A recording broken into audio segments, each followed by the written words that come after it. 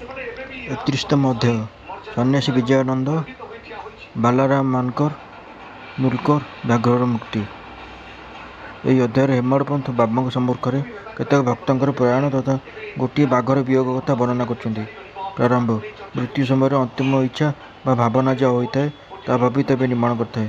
ଭଗବାନ ଶ୍ରୀକୃଷ୍ଣ ଗୀତାର 8ମ ଅଧ୍ୟାୟରେ କହିଛନ୍ତି ଯେ, ଯିଏ ତାର ଜୀବନର ଅନ୍ତିମ କ୍ଷଣରେ ମୋତେ ସ୍ମରଣ କରେ, ସେ ମୋତେ ପ୍ରାପ୍ତ କରେ ତଥା ସେହି ସମୟରେ ସେ ଯାହା କିଛି ବି ଦୃଶ୍ୟ ଦେଖେ, ଅନ୍ତିମ ସମୟରେ ତାହା ଲାଭ କରେ। ଏ କେହି ବି ନିଶ୍ଚିତ ଭାବରେ କହିପାରିବ ନାହିଁ କି ସେହି କ୍ଷଣରେ ଆମେ କେବଳ ଉତ୍ତମ ବିଚାର କରୁଥିବା। ଅନୁଭୂତିରୁ ଜଣାପଡ଼ିଛି ଯେ, ଅନେକ ସେହି ସମୟରେ ଭୟଭୀତ ହୋଇଯିବାର ସମ୍ଭାବନା ରହିଥାଏ। ଏହାର ଅନେକ କାରଣ ଅଛି। ଏଥିପାଇଁ ମନକୁ ଇଚ୍ଛା ଅନୁସାରେ କୌଣସି ଉତ୍ତମ ବିଚାର ଚିନ୍ତନରେ ନିୟୋଜିତ କରାଇବା ପାଇଁ ନିୟମିତ ଅଭ୍ୟାସ କରିବା ଆବଶ୍ୟକ। ଏହି କାରଣରୁ ସମସ୍ତ ସନ୍ଥ ହରିସ୍ମରଣ ଏବଂ ଜପକୁ ଶ୍ରେଷ୍ଠ ବୋଲି କହିଛନ୍ତି, କାରଣ ମୃତ୍ୟୁ ସମୟରେ ଆମେ କୌଣସି ଘରୋଇ ଜଞ୍ଜାଳରେ ଆବଦ୍ଧ ହୋଇଯିବା ନାହିଁ। ଭକ୍ତଗଣ ଏହି ସମୟରେ ପୂର୍ଣ୍ଣତଃ ସନ୍ଥଙ୍କର ଶରଣାଗତ ହୋଇଯାନ୍ତି, କାରଣ ସନ୍ଥମାନେ ସର୍ବଜ୍ଞ ହୋଇଥିବାରୁ ଉଚିତ ପଥ ପ୍ରଦର୍ଶନ କରି ଆମର ପ୍ରକୃତ ସହାୟତା କରିବେ। ଏହି ପ୍ରକାର କିଛି ଉଦାହରଣ ନିମ୍ନରେ ଦିଆଗଲା। ବିଜୟାନନ୍ଦ।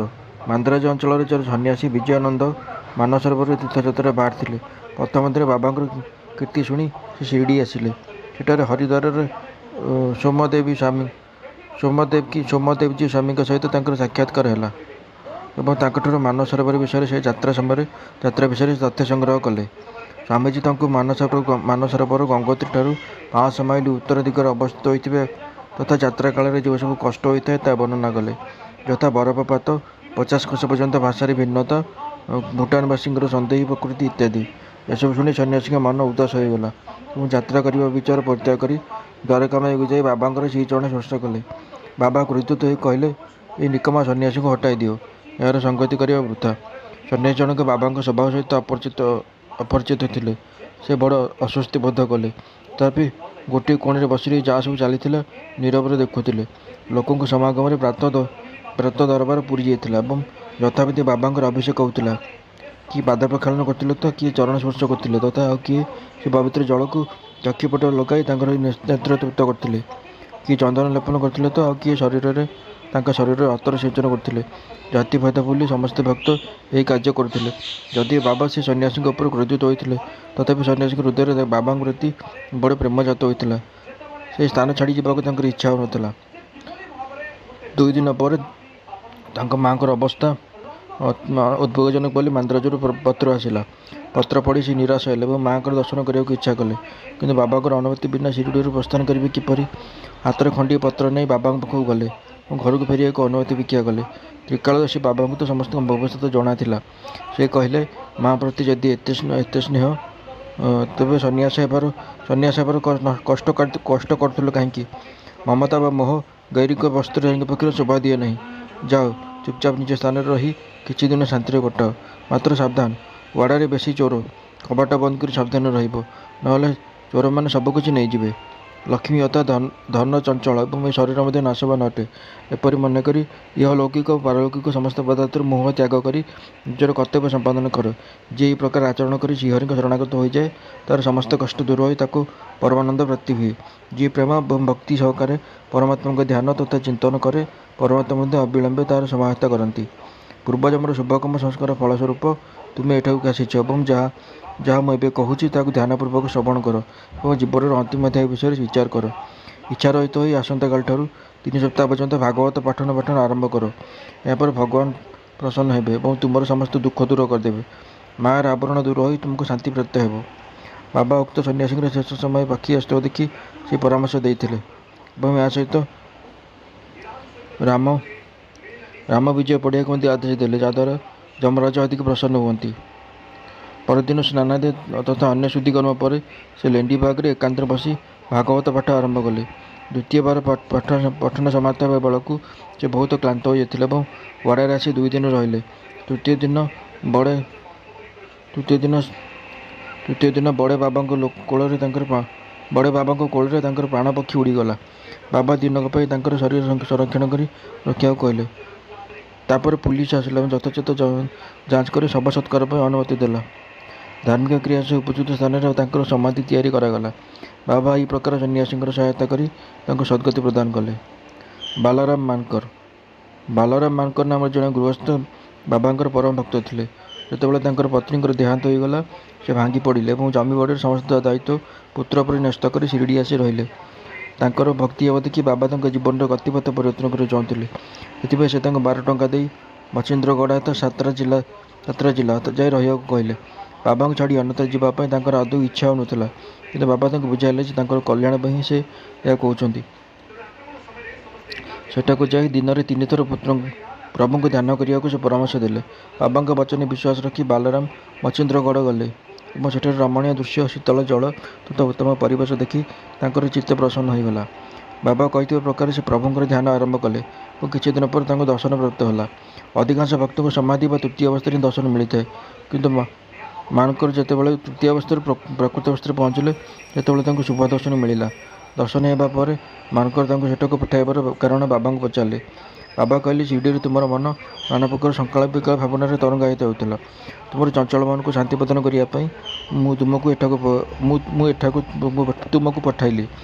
ତୁମର ଧାରଣା ଥିଲା ଯେ ମୁଁ କେବଳ ଶିରିଡ଼ିରେ ହିଁ ବିଦ୍ୟମାନ ଏବଂ 3.5 ହାତରେ ପଞ୍ଚପୁତ୍ର ପୁତ୍ତଳିକା ବ୍ୟତୀତ ଅନ୍ୟ କିଛି ନୁହେଁ, କିନ୍ତୁ ଏବେ ମୋତେ ଦେଖି ଧାରଣା କରିନିଅ ଯେ ଯିଏ ତୁମର ସମ୍ମୁଖରେ ଶିରିଡ଼ିରେ ଉପସ୍ଥିତ ଏବଂ ତୁମେ ଯାହାର ଏଠାରେ ଦର୍ଶନ କରୁଛ ସେ 2 ଜଣ ଅଭିନ୍ନ କି ନୁହନ୍ତି। ବାଲାରାମ ସ୍ତମ୍ଭୀଭୂତ ହୋଇଗଲେ ଏବଂ ତାଙ୍କର କେତେ ଭାଗ୍ୟ ପ୍ରକୃତରେ।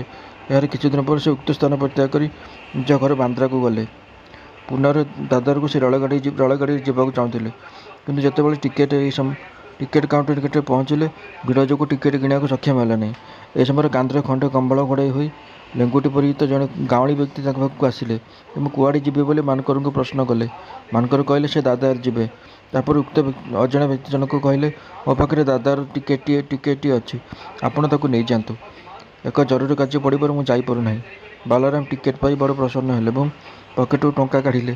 ଏହା ମଧ୍ୟରେ ଟିକେଟ୍ ଦେଇଥିବା ବ୍ୟକ୍ତିଟି ଭିଡ଼ ମଧ୍ୟରେ କେଉଁଠି ଅଦୃଶ୍ୟ ହୋଇଗଲେ। ମାନକର ବହୁ ଖୋଜାଖୋଜି କଲେ, କିନ୍ତୁ ସବୁ ଚେଷ୍ଟା ନିଷ୍ଫଳ ହେଲା।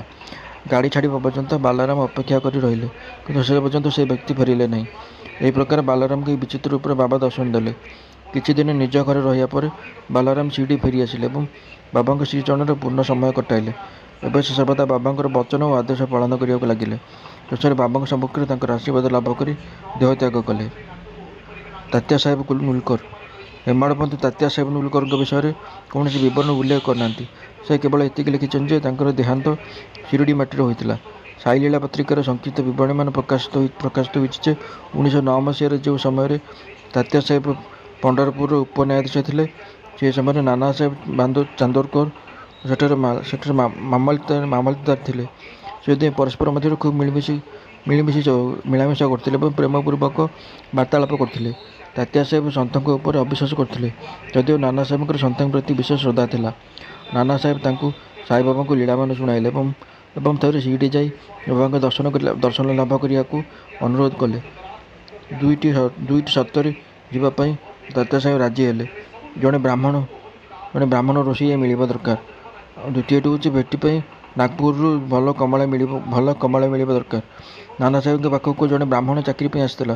ତାକୁ ସେ ତାତ୍ୟା ସିଂଙ୍କ ପାଖକୁ ପଠାଇଦେଲେ ଏବଂ ଗୋଟିଏ ପାର୍ସଲର କମଳା ମଧ୍ୟ ଆସିଥିଲା, ଯେଉଁଥିରେ ପ୍ରେରକର ଠିକଣା ଲେଖା ହୋଇନଥିଲା। ଏପରି 2ଟି ଯାକ ସର୍ତ୍ତ ପୂରଣ ହୋଇଗଲା। ଏହାପରେ ତାଙ୍କୁ ଶିରିଡ଼ି ଯିବାକୁ ହେଲା। ପ୍ରଥମେ ତ ତାଙ୍କୁ ଦେଖି ବାବା କ୍ରୋଧିତ ହେଲେ, କିନ୍ତୁ ଯେତେବେଳେ ଧୀରେ ଧୀରେ ତାତ୍ୟା ସାହେବଙ୍କର ବିଶ୍ୱାସ ଆସିଗଲା ଯେ ସେ ପ୍ରକୃତରେ ଈଶ୍ୱରଙ୍କ ଅବତାର, ସେ ବାବାଙ୍କ ଦ୍ୱାରା ପ୍ରଭାବିତ ହେଲେ ଏବଂ ଆଜୀବନ ସେଠାରେ ବାସ କଲେ।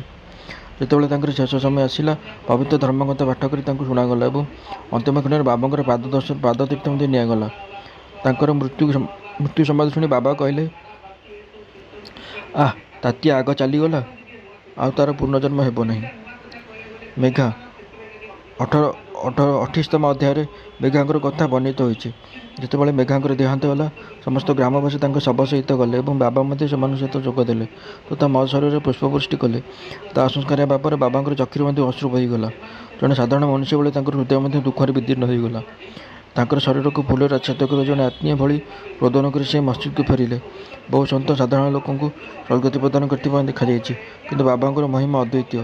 ଏପରିକି ବ୍ୟାଘ୍ର ପରି ଜଣେ ହିଂସ୍ର ପଶୁ ମଧ୍ୟ ତା'ର ସଦ୍ଗତି ନିମନ୍ତେ କିପରି ବାବାଙ୍କର ଶରଣାଗତ ହେଲା, ତାହାର ବୃତ୍ତାନ୍ତ ନିମ୍ନରେ ଉଲ୍ଲେଖ କରାଗଲା। ବ୍ୟାଘ୍ରର ମୁକ୍ତି। ବାବା ସମାଧିସ୍ଥ ହେବାର 7 ଦିନ ପୂର୍ବରୁ ଶିରିଡ଼ିରେ ଏକ ବିଚିତ୍ର ଘଟଣା ଘଟିଲା। ମସଜିଦ ସମ୍ମୁଖରେ ଗୋଟିଏ ଶଗଡ଼ ଗାଡ଼ି ଆସି ରହିଲା। ତା ଉପରେ ଗୋଟିଏ ବାଘ ଜଞ୍ଜିରେ ବନ୍ଧା ହୋଇ ଆସିଥିଲା। ତାର ଭୟଙ୍କର ମୁହଁଟି ଗାଡ଼ିକୁ ପଛ କରି ରହିଥିଲା। କୌଣସି ଅଜ୍ଞାତ ଯନ୍ତ୍ରଣା କିମ୍ବା ବ୍ୟଥା ଯୋଗୁଁ ସେ ବଡ଼ କଷ୍ଟ ପାଉଥିଲା। ତାର ପାଳକ ତିନିଜଣ ଦରବେଶ ଥିଲେ, ଯେଉଁମାନେ ଗୋଟିଏ ଗ୍ରାମରୁ ଆଉ ଗୋଟିଏ ଗ୍ରାମକୁ ତାକୁ ବୁଲାଇ ଅର୍ଥ ଉପାର୍ଜନ କରୁଥିଲେ।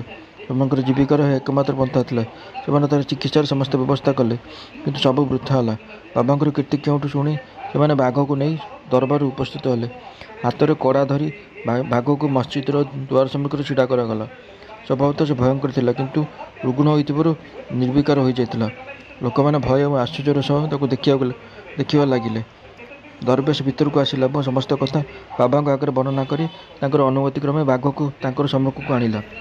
ଯେମିତି ସେ ପାହାଚ ପାଖରେ ପହଞ୍ଚିଛି, ବାବାଙ୍କର ତେଜପୁଞ୍ଜ ସ୍ୱରୂପକୁ ଥରେ ମାତ୍ର ଦର୍ଶନ କରି ପଛକୁ ହଟିଗଲା ଏବଂ ମଥା ନତ କରିଦେଲା। ଯେତେବେଳେ ଦୁଇ ଜଣଙ୍କର ଦୃଷ୍ଟି ଏକ ସମୟରେ ବିନିମୟ ହେଲା, ବାଘ ପାହାଚ ଉପରେ ଚଢ଼ିଲା ଏବଂ ବଡ଼ ପ୍ରେମପୂର୍ଣ୍ଣ ଦୃଷ୍ଟିରେ ବାବାଙ୍କୁ ନିରୀକ୍ଷଣ କରିବାକୁ ଲାଗିଲା। ତାର ଲାଞ୍ଜ ହଲାଇ ତିନିଥର ଭୂମି ଉପରେ ପିଟିଲା ଏବଂ ତାପରେ ତତ୍କ୍ଷଣାତ୍ ପ୍ରାଣତ୍ୟାଗ କଲା। ବାଘଟିର ମୃତ୍ୟୁ ଦେଖି ଦରବେଶ ବଡ଼ ଦୁଃଖୀ ଓ ନିରାଶ ହେଲା। ତାପରେ ଯେତେବେଳେ ସେମାନଙ୍କୁ ହୃଦବୋଧ ହେଲା ଯେ ସେ ବାଘଟି ରୋଗଗ୍ରସ୍ତ ଥିଲା ଏବଂ ତାର ମୃତ୍ୟୁ ତାର ସନ୍ନିକଟ ହୋଇସାରିଥିଲା, ତେଣୁ ବାବାଙ୍କ ଭଳି ଜଣେ ମହାନ ସନ୍ଥଙ୍କ ଚରଣରେ ତାର ସଦ୍ଗତି ପ୍ରାପ୍ତ ହେବା କମ୍ ସୌଭାଗ୍ୟର କଥା ନୁହେଁ। ବାଘଟି ଦରବେଶଙ୍କର ଋଣୀ ଥିଲା ଏବଂ ଯେତେବେଳେ ସେ ଋଣ ଶୁଝିଗଲା, ସେ ସ୍ୱାଧୀନ ହୋଇଗଲା ଏବଂ ଜୀବନର ଶେଷରେ ତାକୁ ସାଇ ଚରଣରେ ସଦ୍ଗତି ପ୍ରାପ୍ତ ହେଲା। ଯଦି କୌଣସି ପ୍ରାଣୀ ସନ୍ଥଙ୍କ ଚରଣରେ ମସ୍ତକ ରଖି ପ୍ରାଣତ୍ୟାଗ କରେ, ତାହେଲେ ତାର ମୁକ୍ତି ହୁଏ। ପୂର୍ବଜନ୍ମର ଶୁଭ ସଂସ୍କାର ବିନା ଏପରି ସୁଖଦ ଅନ୍ତ କିପରି ସମ୍ଭବ ହେବ? ଶ୍ରୀ ସଦ୍ଗୁରୁ ସାଇନାଥ ପ୍ରଣମସ୍ତୁ।